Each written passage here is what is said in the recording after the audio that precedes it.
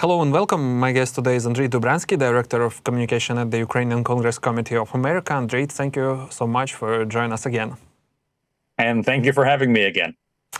Let's start with what's happening in the US right now. There's a lot going on, from mass protests to a very public feud between Donald Trump and Elon Musk, and there are even rumors what Musk got punched by Besant.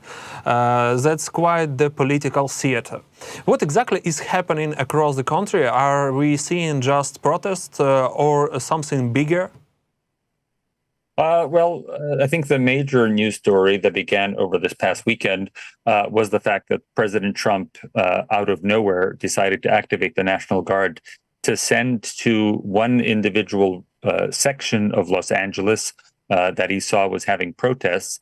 And that brought to the mass media attention the fact that people are protesting across the entire country against raids by ICE agents. Why this is motivating Americans is this is not immigrants protesting per se, but American citizens alongside some immigrants, legal or illegal, is the fact that President Trump has not been able to effect the deportations that he promised before his election. He promised that there would be millions of people deported from this country. And people assumed that would be criminals, that would be people who had already committed crimes. What is happening is that federal agents are waiting outside of courtrooms where people are going in for regularly scheduled hearings about their asylum status. Federal agents are entering schools. Federal agents are entering restaurants and bakeries and checking for documents and sometimes taking away people, arresting them or not, but taking people away who do have legal documentation to be here. So those who do not have legal documentation are people who may have overstayed their visa or maybe do not have the right to work. And these are not the people that Americans were promised would be targeted. These are law-abiding citizens. These are people who pay taxes.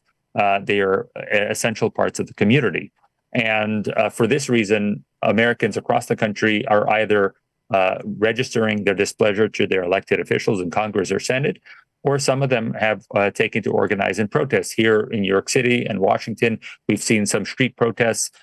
We saw street protests in California, in Los Angeles over the weekend, and this exploded into an unprecedented deployment of the National Guard over the objection of the governor of a state for a show of force, seemingly to distract from the bad media attention that happened last week with the also unprecedented public arguing between President Trump and the richest person in the world, Elon Musk. Mm-hmm. And speaking of this protest, they seem intense and emotional. Some people worry they might escalate into something much bigger. Could this demonstration grow into major nationwide unrest? And what triggered them in the first place? Well, again, the major reason that people are protesting is that people are being arrested who aren't criminals. People who are friends of members of the community, active participants in daily life. And you'll find newspaper stories and news stories across the country of regular citizens working in restaurants, working in schools, people who are contributing members of society, taxpayers, and they are being rounded up.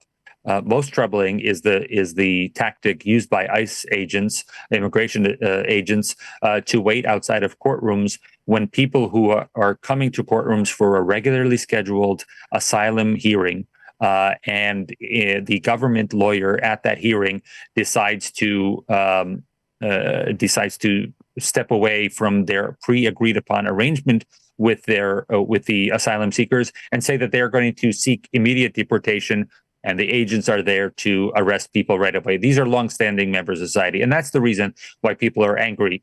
When you talk about Los Angeles specifically or California, you're talking about a state and a city that has a large minority population, that is primarily centered in immigrants from South America, Central America, and Mexico.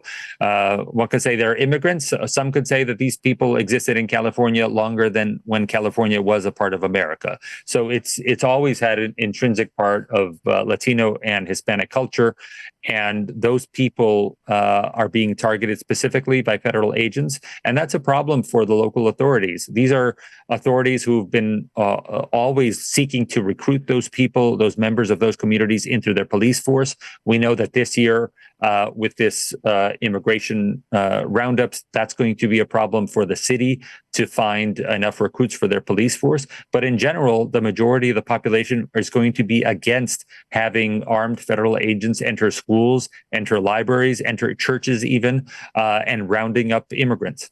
You know, watching from the outside, the country looks deeply divided. Trump rhetoric has become more aggressive, even mentioned the army and issuing open threats. Or is that an exaggeration? For me, this reminds me of the coup in Turkey, the attempted coup in Turkey. And here in the United States, all that the news people were showing was the airport in Istanbul. And that was the extent of their coverage of this massive coup. Nothing in Anatolia at all. Nothing across the entire countryside. We saw nothing.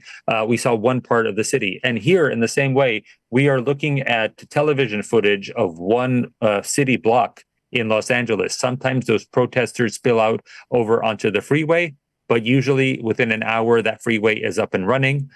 So it's very, if you know the area, you are familiar with the fact that the city is very busy. The city has many things happening. There are parades and other actions happening throughout the city.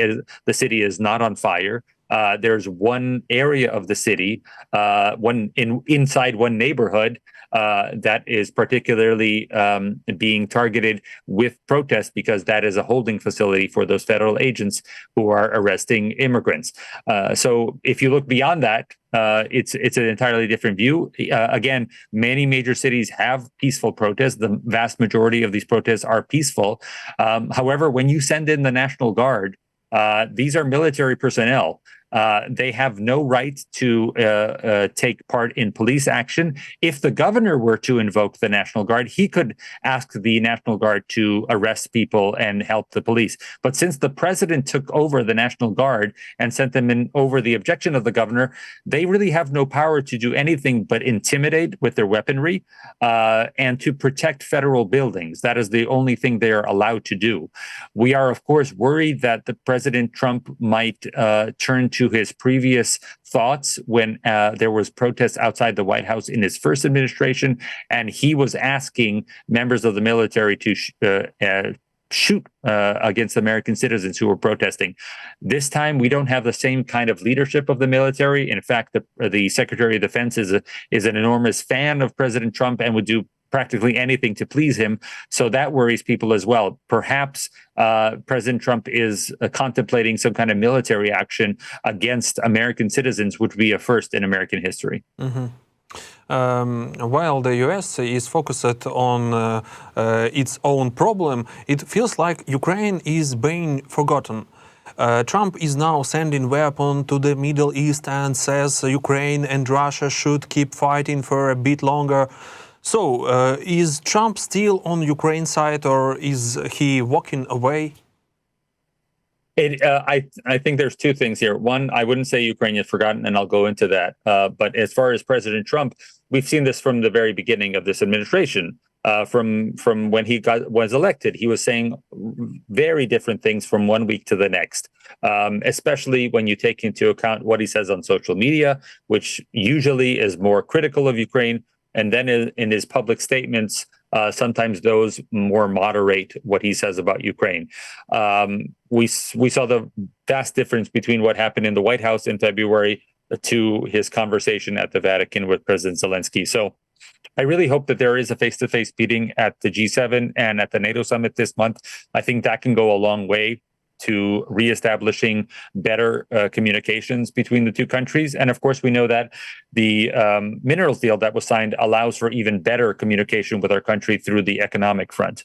As far as Ukraine being lost in this, I would say that I'm surprised how much Ukraine has remained in the lead story for Ukrainian American newspapers, American news channels, as well as the online discourse. We all remember the day that Operation Spiderweb was revealed to the world. That was the same day that later on there was a terrorist attack in the United States in Colorado. It has defied expectation that that terrorist act has received less and less coverage over the next week, and yet Ukraine has remained as a topic on the news channels on a daily basis. Mm-hmm. So the attention hasn't flagged. And that's another reason why activists have taken to more and more conversations with their elected officials. This week, between the days of 10th, 11th, and 12th, there will be many activists in Washington, D.C. from across the United States, specifically focused on not just the sanctions bill, but other legislation that could be enacted to help Ukraine. And that's happening specifically because the attention on Ukraine is still holding up. Mm-hmm, mm-hmm. Okay. Today there was some rare good news, prisoner exchange. This is an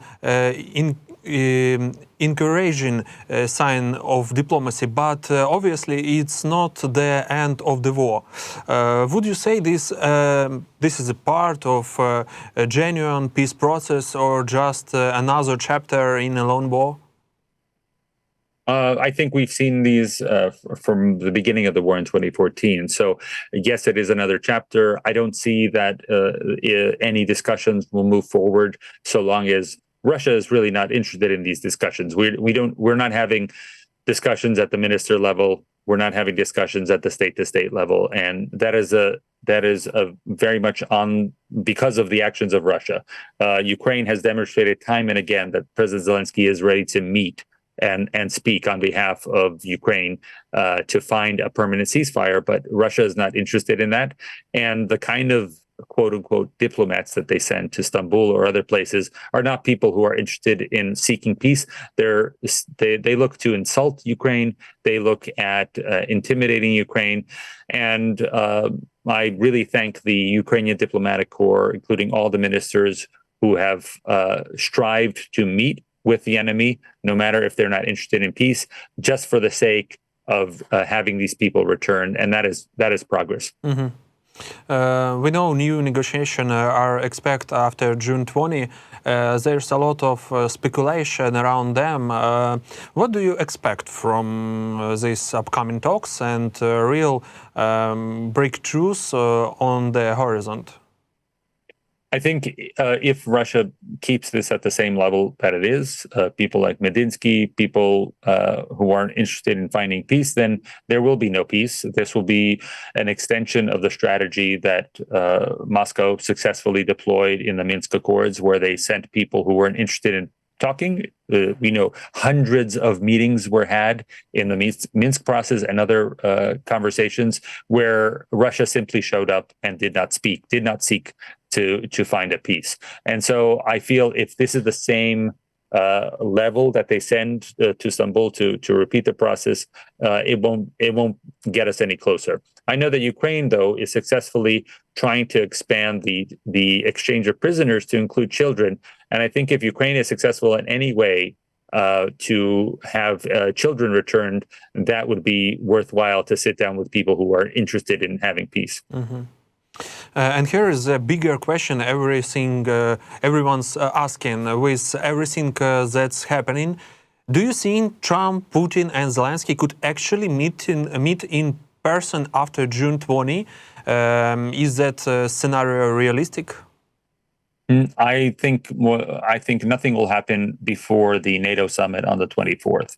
So we know that we have the G7 happening next week, and hopefully President Zelensky will have an opportunity to meet with Trump at that meeting.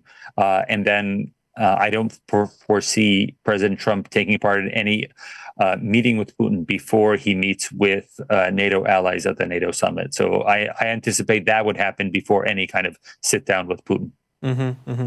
Shifting gears, let's talk about US-China relations. This trade war maybe has been brewing for years. Where do things stand now between Washington and Beijing? Are tension cooling or heating up? Well, the escalation has stopped. We know that there was a period of time where Trump would announce tariffs and China would announce tariffs, and they would escalate. We have stopped that escalation.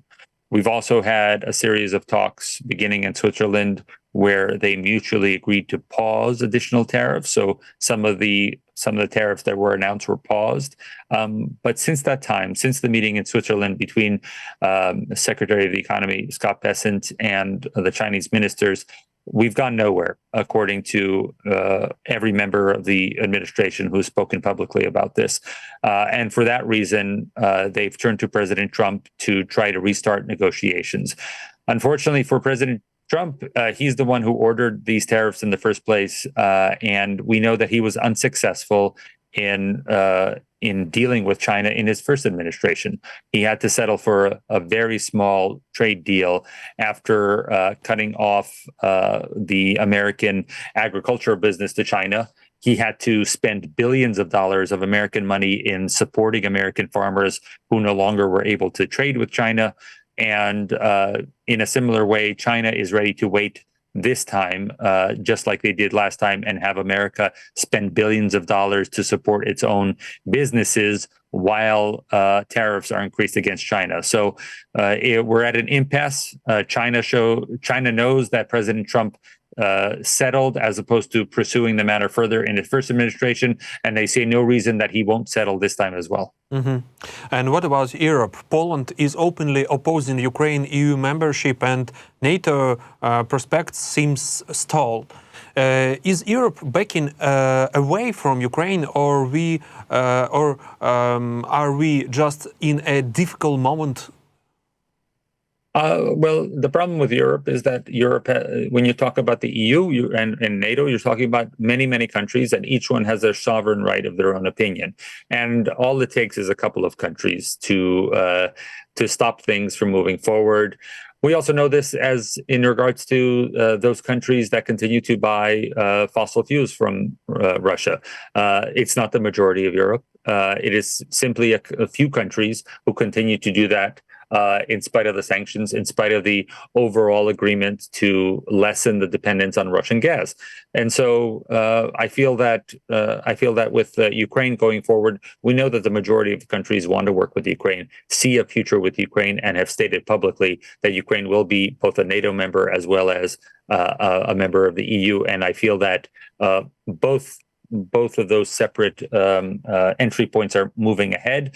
We'd love them to move quicker, but anything can happen with politics. We saw the change in the presidency in Poland. Every year there are many changes in European leadership.